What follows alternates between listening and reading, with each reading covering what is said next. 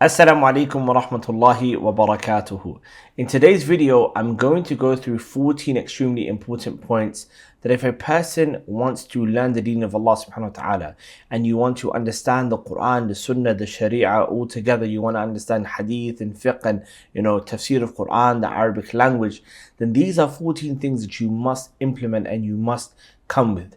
And they are things that would even help you in things that you want to learn and study and understand outside of the deen of Allah subhanahu wa ta'ala, and I'll show you exactly how it would work with those kind of things as well. But if your path is the Quran, the deen of Allah, the hadith, fiqh, the Arabic language, tafsir of Quran, you want to pursue a path in seeking knowledge, then these are 14 things that you have to come with, inshallah ta'ala.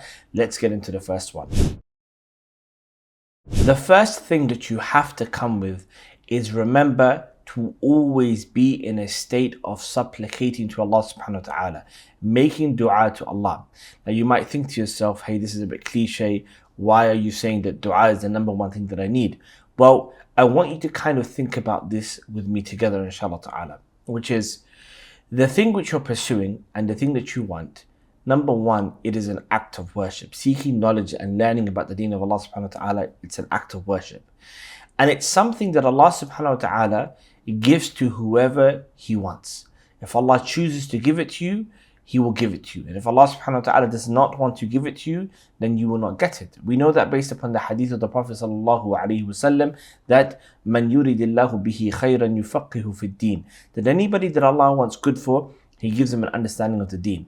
Learning and understanding the book of Allah and the sunnah of the Prophet sallallahu alaihi wasallam is a tawfiq, a ability that comes from Allah subhanahu wa ta'ala. A person can try as hard as he wants and always strive and always try to read and learn, but if Allah doesn't place that knowledge inside of you, you will never attain it. And so then, does it not make sense that the one who possesses the knowledge, that you knock on his door and you ask him to give you that knowledge? Remember, Allah subhanahu wa ta'ala is the one that can make the things which are difficult for you easier for you. Allah subhanahu wa ta'ala is the one that can bring that which is far away for you closer to you. Allah subhanahu wa ta'ala is the one that can open doors for you that might seem closed. Allah subhanahu wa ta'ala is the one that can bring together the things that are scattered and separated for you.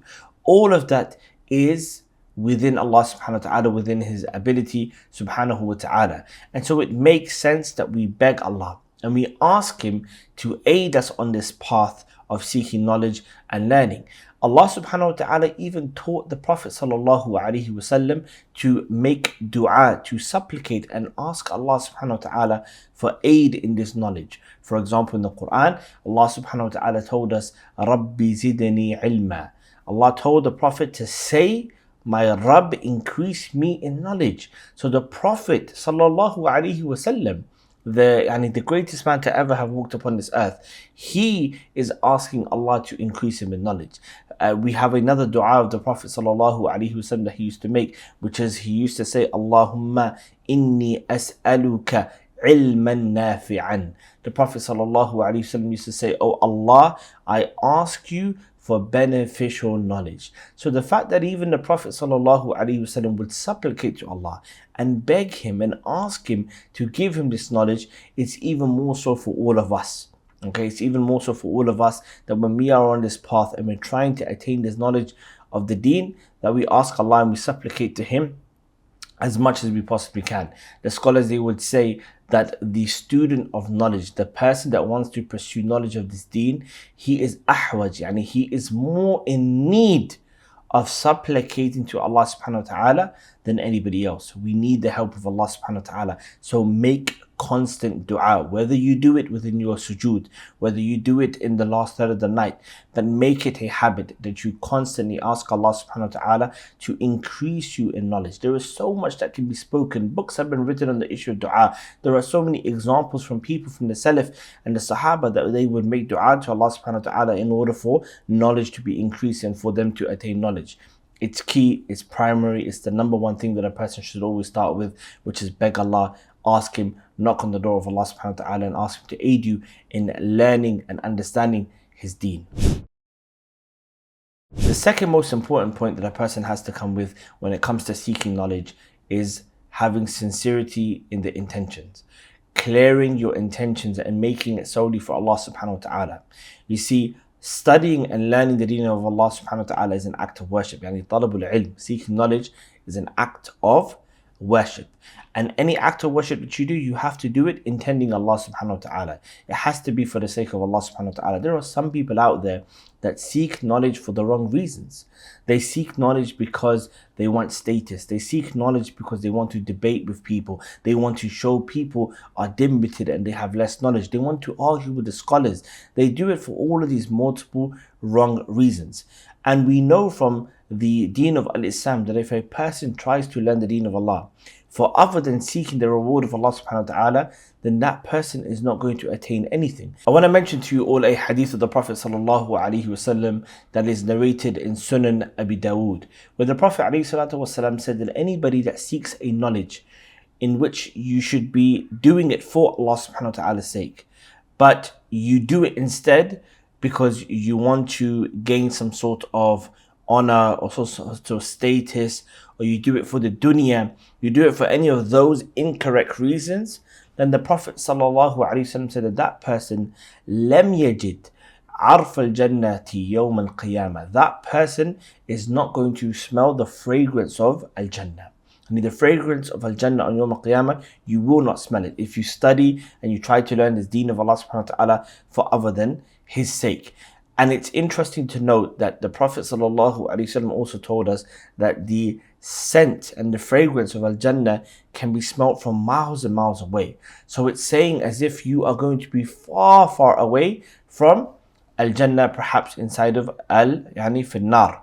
And so a person must always rectify their intentions. Now, it's important to also remember that there are some people out there that start to seek of knowledge for these wrong reasons. Does that mean that you should leave off seeking knowledge? No. In fact, some people, because of the fact they find it hard to rectify their intentions, they feel like, oh, you know what, this is not cut out for me, and they leave seeking knowledge. Scholars, they talk about this, and they say that this is from the deceptions of shaitan.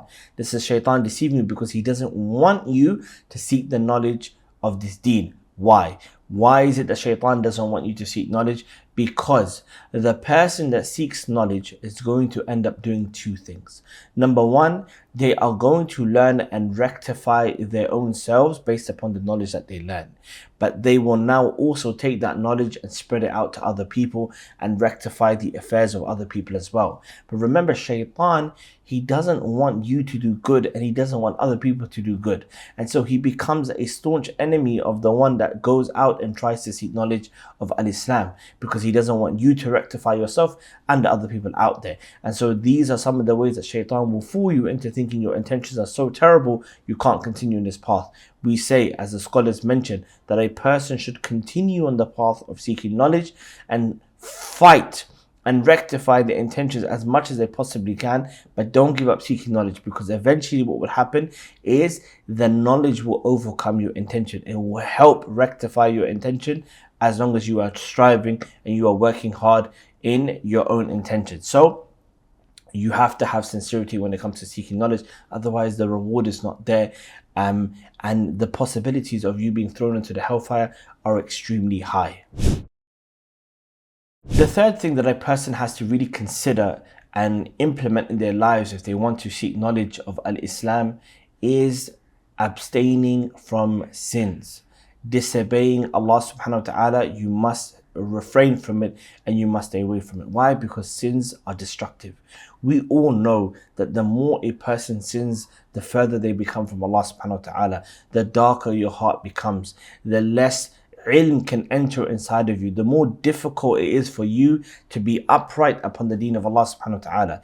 But if you're not preventing yourself from sins and you continue to indulge in sins, then knowledge will become an obstacle. I mentioned the hadith earlier, the hadith of Muawiyah radiyallahu ta'ala anhu, which is narrated in Sahih Muslim, where the Prophet sallallahu alaihi wasallam said, "Man yuridillahu bihi khayran yufaqihu fid din." That anybody that Allah wants good for, He gives them an understanding of the religion. He opens the door for them to learn the deen. The scholars, they mention, like Ibn al-Qayyim and Ibn Hajar rahimahumullah ta'ala, And they say that the opposite of this hadith is also true as well, which is if Allah doesn't want good for you, then you will not get an understanding of the deen. Why is it that Allah wouldn't want something good for you? It's because you are disobeying Him. It's because you are turning away from Him. It is because you continue to indulge in sins, and therefore the doors of al-ilm, they now close for you, and you will not get a general understanding of the deen of Allah subhanahu wa ta'ala. So that goes to show that sinning and indulging in sins becomes an obstacle for you to understand the deen of Allah, to memorize the Quran, to memorize hadith, and to the point, and Ibn al-Qayyim, he talks about this in his kitab Ad-Da'u wad-Dawa. He mentions that sins, one of the things that it does, is that it brings about depression and anxiety side of a person, to the point that you don't even feel the energy to go to a class or go to a dars or attend a lesson or even open up a book, because of how much the sins have overcome you now. I want to mention a really interesting story of Al-Imam Al-Shafi'i rahimahullah ta'ala. Al-Imam Al-Shafi'i was a man who was he was an imam who was known for his knowledge, and specifically his hifz. And his hifz was very strong, his memorization. And so one day he felt that his memorization became a bit weak, and so he went to his teacher Waki' to ask him for advice on what he can possibly do to strengthen his memorization so that he can memorize more and retain what he has memorized. So he says in a line of poetry, شَكَوْتُ إِلَى وَكِيعٍ سُوءَ حِفْظِي فأرشدني إلى ترك المعاصي فقال اعلم بأن العلم نور ونور الله لا يؤتى لعاصي. Where he basically says, شَكَوْتُ إِلَى وَكِيعٍ سُوءَ حِفْظِي. He said, I complained to Waki', my teacher, about my weak memory. فأرشدني إلى ترك المعاصي. And he guided me and advised me to leave off sins. He says, فقال اعلم بأن العلم نور. He said, you must know that ilm is nur. Knowledge is a light. وَنُورُ اللَّهِ لَا يُؤْتَى لِعَاصِي. And the nur of Allah subhanahu wa ta'ala is not given to a sinner. And so Al-Imam Al-Shafi'i took this advice from his teacher and implemented it, and it strengthened his memorization altogether. And so that goes to show that if you sin and you indulge in sins, then not only is it that khair stops in your way, but knowledge and seeking knowledge and retaining the knowledge that you have, all of that becomes difficult. There's a statement of Sahl ibn Abdullah rahimahullah ta'ala where he says, haramun. He says, haramun ala qalbin. He said, it is prohibited for a heart that an yadkhulahu an-nur, that it is prohibited for a heart that that light enters inside of it. وَفِيهِ شَيْءٌ مِمَّا يَكْرَهُ اللَّهُ عَزَّ وَجَلَّ. He says that it is haram, it is prohibited for a qalb, that light enters inside of it, and inside of that heart is something which is displeasing to Allah subhanahu wa ta'ala. And the nur here of course he means al-ilm, knowledge. And so if your heart is filled with that which is filthy and filled with disobedience, then knowledge, then light entering inside of it is not really going to happen. A person must cleanse their heart and leave off sins and abstain from it. Number 4, which is extremely important, and I would encourage every single one of you to always implement this, and that is reading the biographies of the scholars that came before us. You see, when we are taking a path in seeking knowledge, there are people that have done this. And so it makes sense that we look at the people that have taken this path before us and what they did and how they accomplished it. For 2 reasons. Number 1, we will know exactly the path that they took, in order to achieve this particular goal. But number 2, we will also be amazed by the effort and the things that they did, and the amazing things that they were able to achieve. And subhanAllah, if you look at some of these stories of the scholars and salaf that came before us, you will be amazed of their achievements, to the point that there are certain things you'd read and you think to yourself, this can't be real. And if it wasn't for the fact that we actually have chains of narration authentically connected back to these narrations, then we probably would have disbelieved them. But due to the chains, we believed him, and these are things that happened and things that were achieved, and things that they were able to memorize and do when it came to seeking knowledge. And so when you see that and you read it and you understand what they did, it does nothing but build aspirations inside of yourself. It does nothing but build you up even more and say, you know what, if they can do it, I can do it as well, inshallah ta'ala. I can also put in the effort. If they were able to do it and they were men, then we are men, and then inshallah ta'ala, as long as we put in the effort, we can also achieve this goal. There are some books that you can read, inshallah ta'ala, that have these biographies of scholars. I don't know of anything in the English language or any books in English, but I can recommend you some in Arabic for those of you that are striving to learn the Arabic language. But you have the famous book by Al-Imam Al-Dhahabi, which is Siyaru A'lam al-Nubala, which is his famous biography of scholars. And it's amazing, even just the other day I have, one of the volumes here, this volume number 8, okay, Siyar, and I was reading the biography of Abdullah ibn Mubarak, rahimahullah ta'ala, and amazing things that you read that will really build your aspirations up. You have the Kitab Tadhkiratul Hufaz that you can also read. And then you also have, books like the Tabaqat of the Hanabila and the Shafi'iyya, which goes through the scholars of the Madhahib and, their biographies as well. These are all books that have been put together and you can benefit from them, inshallah ta'ala. But you must always read. Whenever you feel a little bit lonely, whenever you feel like your aspirations are down, like, I feel like giving up. Read, open up a biography and read and just look at what they did. Look at the drive that they had to learn the deen of Allah subhanahu wa ta'ala, and they never gave up. And because of that, they were able to accomplish so many things. Number 5, which is that you must read books when it comes to mannerisms of a student of knowledge. You see, there are books that have been compiled that teach me and you how to have particular manners when it comes to seeking knowledge. For example, manners of studying, manners of how you deal with your teachers, manners of how you deal with your peers that you're studying with, manners of how you carry yourself in public, manners of how you carry yourself in your household.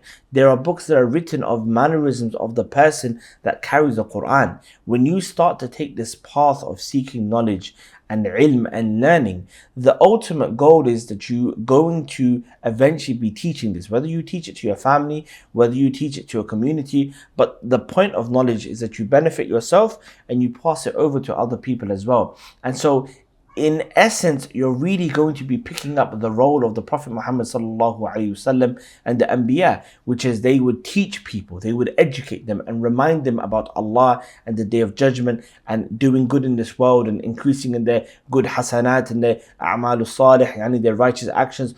All of that is what they would be teaching the people. And so you are basically going to be walking in their path. And so the prophets were very particular, the way they wore, the manners that they had, how they wore with their people, with the students, with the family, how they carried themselves in public. These are things that a person has to learn. And sometimes not having the correct manners can prevent you from learning and seeking knowledge. For example, some people, and I've seen this, subhanAllah, in many cases, some people that have terrible manners, and when they go to classes and they speak with the teachers, they portray such bad manners that the teacher becomes so put off that they don't even want to teach this person. It becomes a preventative factor in you learning the deen of Allah subhanahu wa ta'ala. One of the best examples for the issue of manners when seeking knowledge is the story of Musa alayhi salam, when Allah subhanahu wa ta'ala told him to go to somebody that has more knowledge than him. And Allah subhanahu wa ta'ala explained this story for us in Surah Al-Kahf. It's an amazing story that you must read and see how Musa alayhi salam was in terms of seeking knowledge and the mannerisms and the lessons that Allah subhanahu wa ta'ala is trying to teach us. There are many books out there when it comes to adab, mannerisms as a student of knowledge. For example, you have the book Al-Jami'u li Akhlaq al-Rawi wa Adab al-Sami', written by Al-Imam Al-Khatib Al-Baghdadi rahimahullah ta'ala. You have the Kitab Tadhkirat al-Sami' wal-Mutakallim, written by Ibn Jama'ah. And you even have, for example, a more contemporary work which many people have studied and benefited from, is the Kitab written by Shaykh Salih Al-Usaymi, which is Ta'adhim al-Ilm. These are books that will teach you about mannerisms and how you should be as a student of knowledge. Number 6 is that it's important for you to befriend people that are also on this path. Number 1, the Prophet ﷺ told us, "Ar-rajulu ala dini khalilihi," that a person is upon the religion of his companion. Okay, the way your companions are, the way your friends are, is exactly how you're going to be. And so the Prophet ﷺ said, فَلْيَنْظُرُ أَحَدُكُمْ مَنْ يُخَالِدُ. One of you should be cautious. You should be cautious as to who you take as a friend. If you are befriending and you're always around and you're sitting with people that have the same goals as you, which is seeking knowledge, they have high aspirations, they work hard, they're memorizing mutun, they're memorizing hadith, they're memorizing Quran, they attend lessons, they memorize, they read, they have so much effort when it comes to seeking knowledge, they portray good mannerisms as a student of knowledge. You being around those people is, number one, going to have a positive effect on you. Number two, you are going to benefit and learn from the way that they are. And it's good always to find people that are better than you, that are at a level higher than you, because you need something to push yourself. And so that's the third point, which is when you're around these kind of people, you will build your aspirations to work harder and to do even more and to push yourself. One of the things that really helped me in my seeking knowledge was I was always with my brother, and because my brother is a few years older than me, he's always above me when it comes to ilm in every aspect. He's always got a higher rank, and so me always being in class with him and studying with him and being on this path with him, and when we go to countries to seek knowledge and travel, we'd always be together, because I like the push.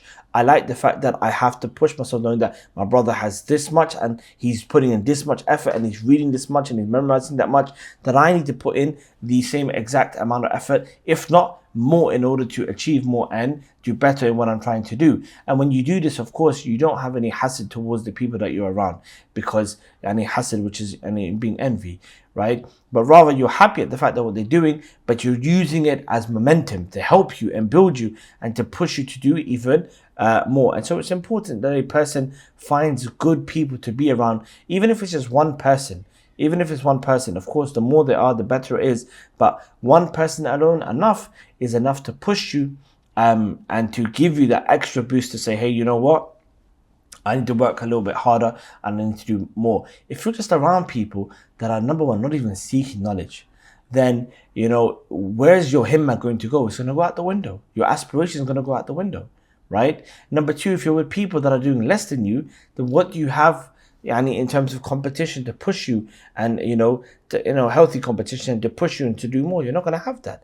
And so it's important you find people that are on the same path, that want the same thing. Allah subhanahu wa ta'ala said in the Quran to the Prophet sallallahu alayhi wasallam, Allah said, وَاصْبِرْ نَفْسَكَ مَعَ الَّذِينَ يَدْعُونَ رَبَّهُمْ بِالْغَدَاةِ وَالْعَشِيِّ يُرِيدُونَ وَجْهَهُ. And even Allah subhanahu wa ta'ala told the Prophet sallallahu alayhi wasallam that be patient, ya Muhammad sallallahu alayhi wasallam. Be patient with yourself, right? With the people that are يَدْعُونَ رَبَّهُمْ. They are constantly calling and supplicating, right? They're calling upon their Lord, right? They're calling upon Allah subhanahu wa ta'ala, بالغداة والعشي, in the morning and in the night, right?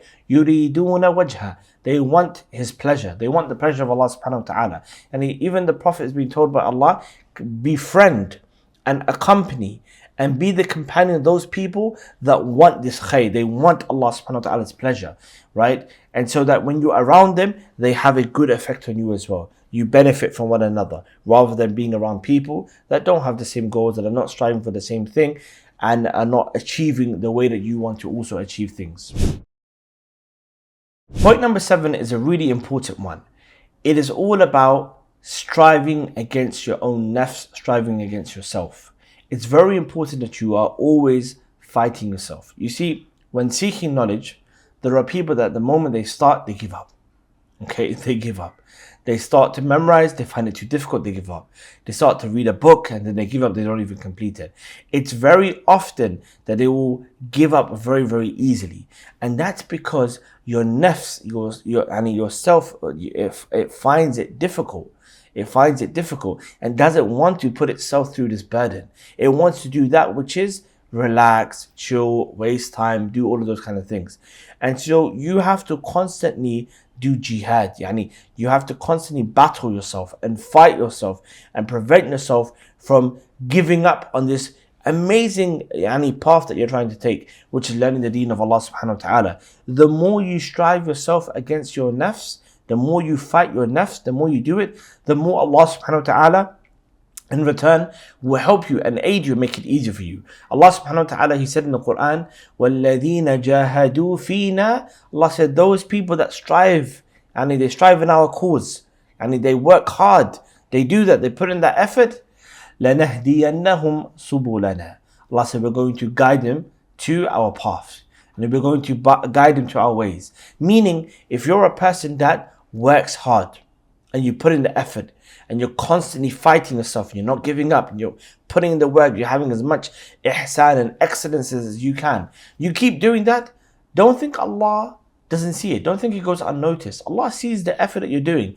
And eventually Allah subhanahu wa ta'ala is going to guide you and make it easier for you and help you overcome the struggles of your own nafs. And at the end of the ayah, Allah subhanahu wa ta'ala, He said that He is verily with the people of ihsan, the people of excellence, the people that are always striving hard to do good. And so a person has to constantly fight against their nafs. Remember, shaitan wants you to give up. Shaitan wants you to leave seeking knowledge.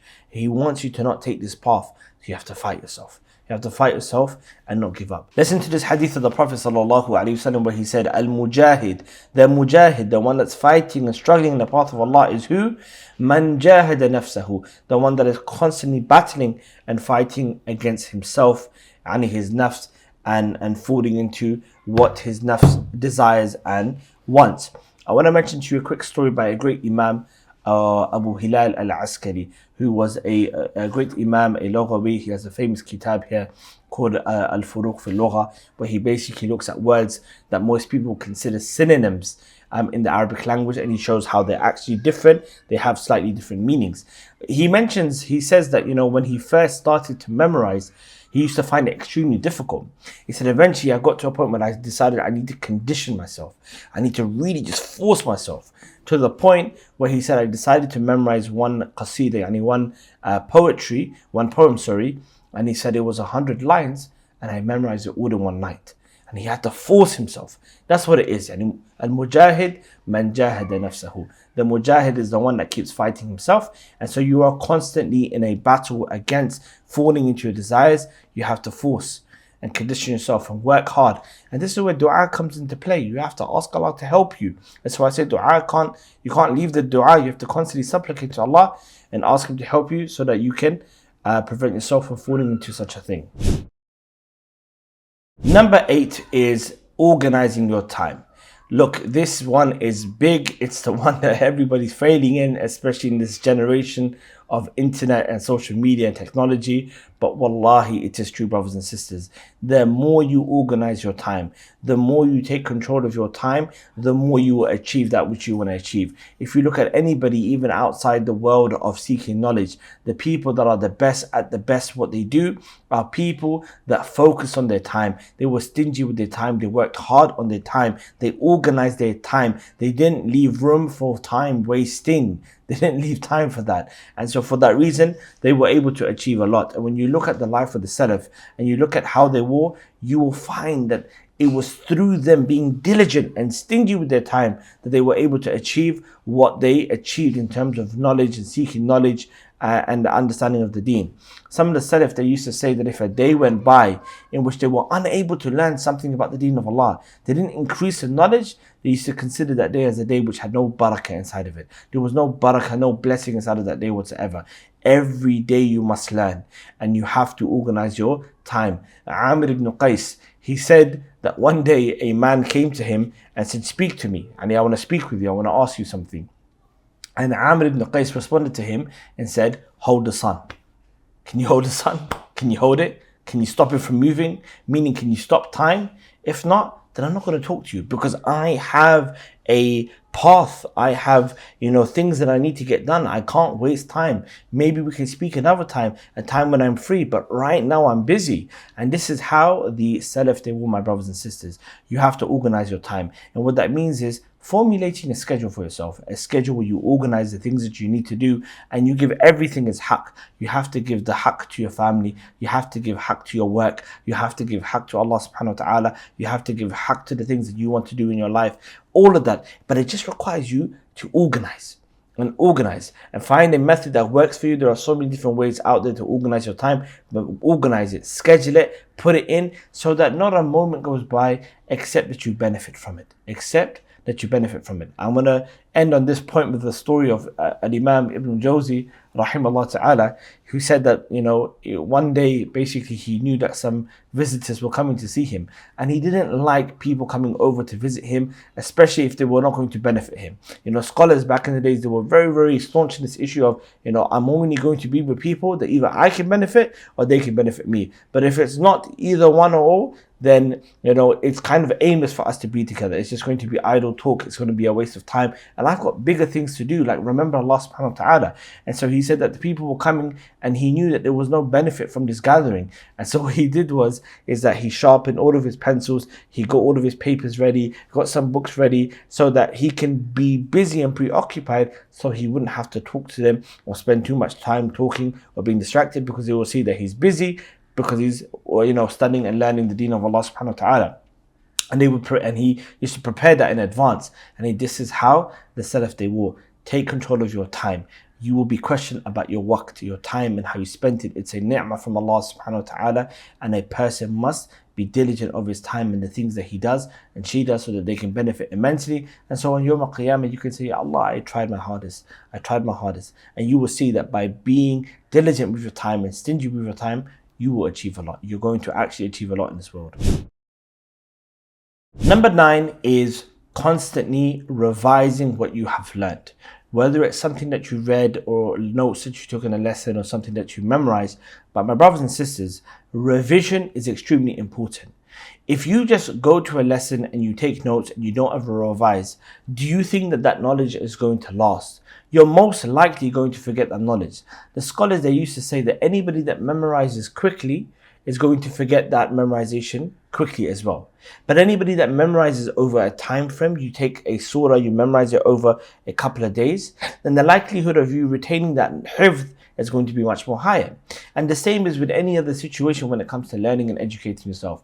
If you are not revising and going over what you take, and all you're doing is you attend a lesson or you do hifz one time and then you leave it and you don't go back to it, I promise you, you're going to forget it. You're going to lose it, and you're going to have to remake up time to go over that again. And what's going to happen is you will consider what you did before kind of a waste of time. So it's important that you do as much revision as you possibly can. Even if it's just a certain amount a day, you go over your notes, you read them again, you go over your hifz, you get someone to test you, you listen to it, you do whatever you possibly can in order to constantly revise and make sure that you're reviewing your notes. This is one of the biggest problems that people fall into when it comes to seeking knowledge. They don't know how to review notes. There's obviously a problem that people don't know how to take notes in the first place. But now when you have made notes, people don't even revise them. They don't even know how to revise them. They don't even know how to go over them, let alone even considering to go over them. So it's key. The difference between you, a person who's going to strive and seek knowledge, and a person that's not, is revision, revising, going over your notes. It's going to help you immensely. Number 10 is that this knowledge that you gain and that you learn and you understand, it's always good that you spread this knowledge. Okay, that's number 10. That anything that you learn, you try to teach others. Now, I'm not saying get on a pedestal, make a YouTube channel, start going to masajid on the streets and start talking to the people as if, you're a scholar, a sheikh, and now you're able to teach people. No. What I mean is, when you learn something new, it's good for you to relay that knowledge over to people that are close to you. Mum and dad, brothers and sisters, husband, wife, children, people that are close to you, and convey that message, because you now teaching them what you've learned is going to help you retain that knowledge. You're going to help retain it, because now you're like, okay, I can put my thoughts together, I can teach it, and I can convey what I've learned on the top of my head. It means that I've understood what I studied. You also get the benefit of educating another person, and you're passing knowledge on. And if they benefit from it and they pass it on to other people, that's an extra reward that's going to continue for you as well. The Prophet sallallahu alaihi wasallam, he said in a very famous hadith, بَلِّغُوا عَنِّي وَلَوْ آيَةً, convey from me even if it's one ayah. And the Prophet saying, give this knowledge, spread it out. There is reward in it for you, and you also get to retain the knowledge that you've taken. I want to mention to you a hadith of the Prophet ﷺ, which is narrated by Al-Imam al-Tirmidhi in his Jami'. And he has a chapter which he basically called Babu ma ja'a fil hathi ala tablighi as-sama', which basically means the chapter where narrations have come regarding encouraging people to convey that which they have heard.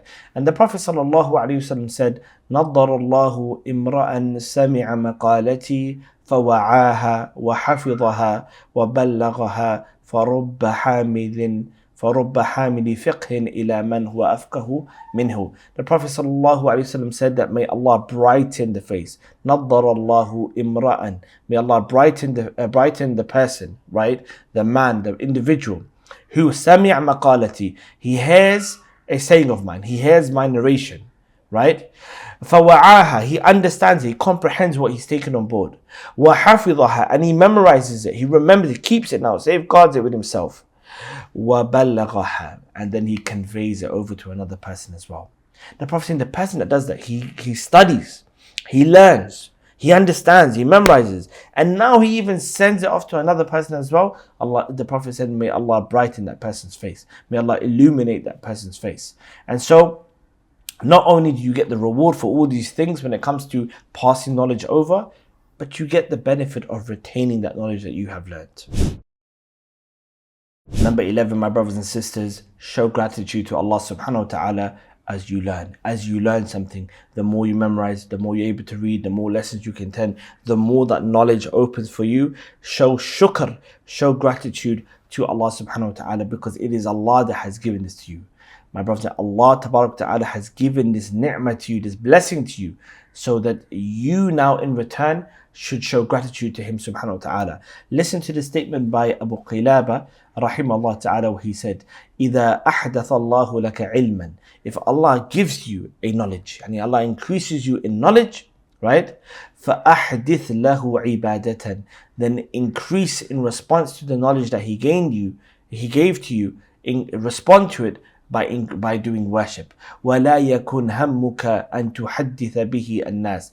And don't make your aspiration or your goal that you want to just show off to other people. You want to tell other people that, hey, I've got more memorization and I've learned more, and oh yeah, I read this book last night. Then just showing off in regards to what you've done.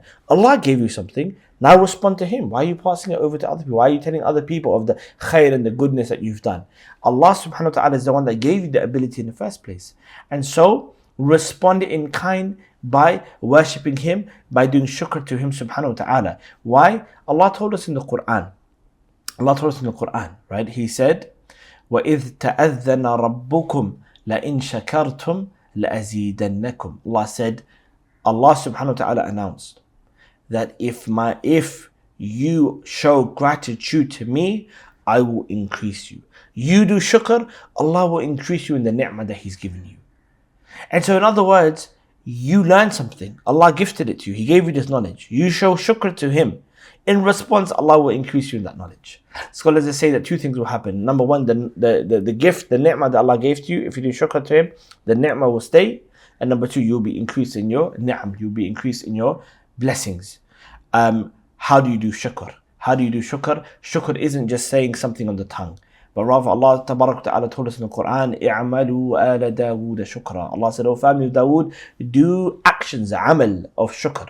And so shukr can be done in actions, and that's what a person should strive to do. Increase in righteous actions, increase in your qiyam al-layl, increase in your sadaqat, increase in visiting the sick. Do more actions of righteousness as a response to the khair that Allah subhanahu wa ta'ala has done for you by giving you this knowledge. And not just showing shukr to Allah subhanahu wa ta'ala. We know from the hadith of the Prophet alayhi salatu wasalam, where he said, Man lam yashkurin nasa lam yashkurillah. That anybody that hasn't thanked the people hasn't thanked Allah. You should also show gratitude to your teachers, your mashayikh, that have given you this knowledge, the tulab, the students, your peers, your aqran, that helped you in terms of revision. The people that have also benefited you from the people, right? Show gratitude to them as a form of showing gratitude to Allah subhanahu wa ta'ala. Number 12, my brothers and sisters, is stay away from wanting any sort of fame. stay away from trying to gain any sort of status when learning the deen of Allah subhanahu wa ta'ala. Don't think about it at this stage. Don't think about, people are out there, they're seeking knowledge and now they're sheikhs and they're teaching. That is not the objective. That is not the goal. I know a lot of us, it's deep rooted from the sense of just wanting to do khair and just wanting to have a big audience that you can benefit and give khair to. But when you start chasing that status and that fame, then your intentions are going to get affected. They're going to get affected. Focus on the present, focus on now. Focus on just pleasing Allah subhanahu wa ta'ala and attaining this knowledge first and foremost for yourself. The people will come. You have to understand, if you are sincere on this path and your focus, and Allah subhanahu wa ta'ala sees that from you, then Allah ta'ala will open the doors of khair for you to give da'wah to other people and for you to, call other people to the deen of Allah subhanahu wa ta'ala. But don't search for that. Don't look for that status and don't focus on that status. That will come. Your primary focus should be the deen of Allah for myself, first and foremost. How I can understand the deen of Allah and better myself and my relationship with Allah ta'ala. But Allah ta'ala will open those doors of khair for you after. And I want to mention to you a quick story, inshallah ta'ala, of Umar radiallahu ta'ala an.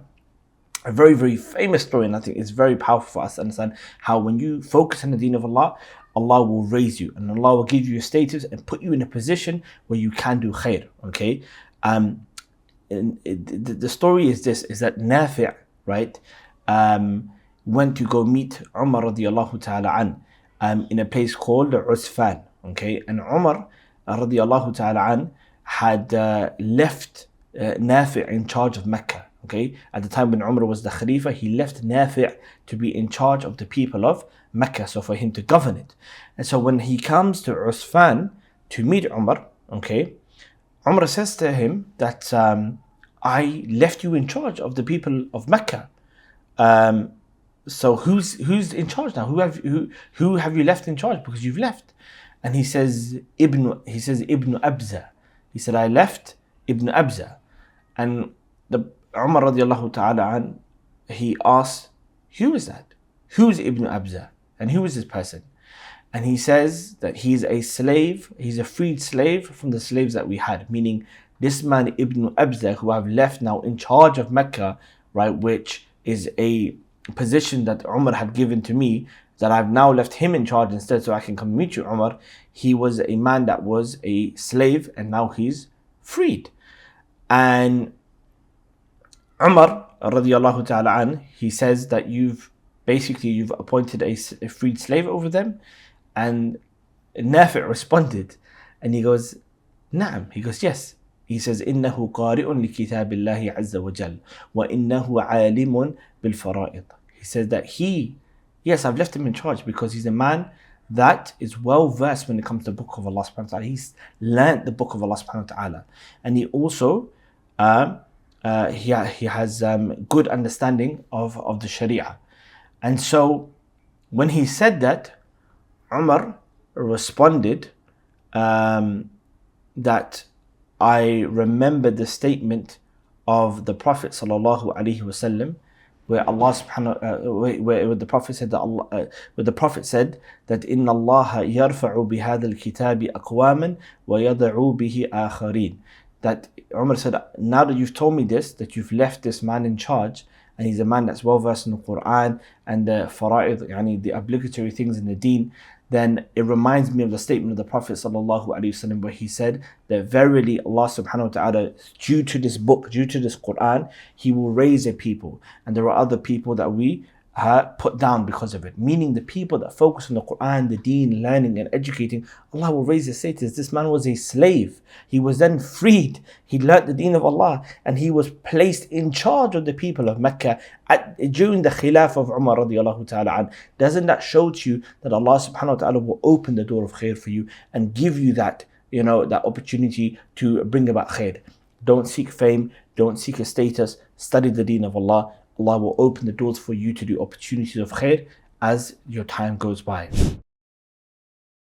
Number 13, when you study and you learn from your teachers and you study with them, remember, don't just take the knowledge from them, but also benefit from their manners. There is so much more that you learn from scholars, not just the knowledge that comes out of them, but just the way that they carry themselves. One of the biggest part of my learning and my education in learning the deen of Allah subhanahu wa ta'ala was the private time that I would have with my shaykh, so that I could see him, how he is, how he behaves, who he talks to. And some of the Salaf, they would go and meet mashayikh and ulama from particular lands just to see how their adab was, just to see the mannerisms and the way that they are and the way that they carry themselves, because that is an implementation of the knowledge that they have. The scholars have more for you to take from them than just the knowledge that comes out of them. It's the entirety about themselves, the way that they carry themselves. And Allah subhanahu wa ta'ala said in the Quran that إِنَّمَا يَخْشَى اللَّهَ مِنْ عِبَادِهِ الْعُلَمَاء. The ones that truly fear Allah subhanahu wa ta'ala from His slaves are the scholars. So these are the people that you want to see, you want to be around, you want to observe them. Observe your mashayikh and your teachers and how they are and how they behave and how they carry themselves, their akhlaq, their mannerism, how they talk to people, how they walk, everything. You will benefit a lot from that, because that is implementation of the knowledge that they have. Number 14, which is the last one inshallah ta'ala, which is my brothers and sisters. This is the last point, but it's one of the most important points here, which is recite the Quran a lot. Recite the book of Allah subhanahu wa ta'ala a lot. Many people, they go to classes, they read books, they study usul al-fiqh and ulum al-Quran and al-Arabiya, and they forget with all these sciences, the Quran is number one. All of this serves the Quran. You must have a relationship with the book of Allah subhanahu wa ta'ala. You should read it a lot every single day, because the Quran has barakah inside of it. It is virtuous. It is the speech of Allah subhanahu wa ta'ala. The more you recite it, the more barakah comes in your life. And so a person must constantly read and be a person that accompanies the Quran and recites the Quran as often as they can. I want to mention to you a story of Ibrahim al-Maqdisi. Ibrahim al-Maqdisi, one day he advised a student and he said to him, increase in the recitation of the Quran, in the reading of the Quran, and don't leave it off, because it will make for you easy in that which you're seeking. Meaning, this seeking knowledge that you're trying to do, right? You want it to be easy for you? Read the Quran a lot, recite it a lot, daily, do it every single day, and recite the Quran a lot. That student of Ibrahim al-Maqdisi, he said, I implemented what my teacher said. And he said, I experienced exactly what he said. He said, when I would read the Quran a lot, it would become easy for me to listen to hadith and write down those hadith that I took. And the days when I wouldn't read the Quran a lot, I found it very difficult for myself. And this, my brothers and sisters, is exactly the case. And I have experienced this in my own life. I've experienced this in my own life. When I went to Pakistan to go study with my sheikh, and I went to go study the deen of Allah subhanahu wa ta'ala, the tafsir al-Quran, the Arabic language, and many other things. And the number one advice that he gave to me, he said, look, if you want to take this path with me, you got to make sure you do one thing daily. That is the recitation of Surah Al-Baqarah. Every single day you have to recite Surah Al-Baqarah. Not a single day can go by except that you recite the Surah Al-Baqarah. Why? Based upon the hadith of the Prophet sallallahu alaihi wasallam in Sahih Muslim, where he said, "Iqra'u Surah Al-Baqarah." Recite Surah Al-Baqarah. فَإِنَّ أَخْذَهَا barakah. Because reciting that surah is going to bring about barakah for you. وَتَرْكَهَا hasara. And leaving it off is going to be a cause of grief and pain for you. وَلَا تَسْتَطِيعُهَا الْبَطَلَةِ. And the people, the magicians and the evildoers that want to bring harm to you, they're not going to be able to bring harm to you. In other words, the Prophet ﷺ is telling us, recite Surah Al-Baqarah, because you reading it is going to bring a lot of barakah in your life. It's going to make a lot of things easy for you. A lot of khair is going to come to you. And if you leave it off, right? If you leave it off, you're not going to have that barakah. You're not going to feel it. You're going to be in sadness, depression, anxiety, in loss, okay, in this world and in the hereafter. And the Prophet added one more thing, that the people, al-batala, some scholars they said it's just referring to magicians, some said it's anybody that wants to harm you and bring you harm to you and bring evil to you, they're not going to be able to harm you at all. And our Shaykh, he advised me on this specifically because when we were studying in Pakistan, there was a high chance that like jinns would come, evil jinns, to scare you and prevent you from seeking knowledge, and shaitan would try to come. And so he said that you will be protected from that. But he said you will also find barakah in your life. Knowledge will flow easy for you. You will be able to learn. And that's exactly what happened. I didn't just find that barakah from the Quran and just my seeking knowledge, but everything that I was doing, even my work, there was so much barakah just because I was reciting Surah Al-Baqarah. And the Quran as a whole, even more so, my brothers and sisters. So reciting the Quran every single day and increasing in its recitation is key in order for you to find barakah in this path of seeking knowledge. Some of the scholars, they would even say that when you start your day for seeking knowledge, you should start with the recitation of Quran first. Recite Quran first to get your day started with the barakah, and then move on to whatever lesson you need to go to, or whatever memorization you need to do from hadith or the mutun or nazam or whatever it may be. These are the 14 things that if you implement, insha'Allah ta'ala, you will find that there will be so much khair in your seeking knowledge. 14 things that seem to be a bit long, a bit exhaustive, but I promise you, if you organize your time, make dua to Allah, you focus on your intentions, you do all of these things, you mix with the right people, you learn from the books of manners, you read the biographies of scholars, you do all of this, you will find that the path of knowledge is going to move for you in a very positive manner. You'll be able to achieve the goals that you want to achieve. May Allah bless you all if you benefited, inshallah ta'ala. And if you have any other advices that you might want to give to other students of knowledge that want to seek knowledge, put them in the comments below, inshallah ta'ala. May Allah bless you all. Barakallahu feekum wa jazakum Allahu khairan. Wassalamu alaikum wa rahmatullahi wa barakatuh.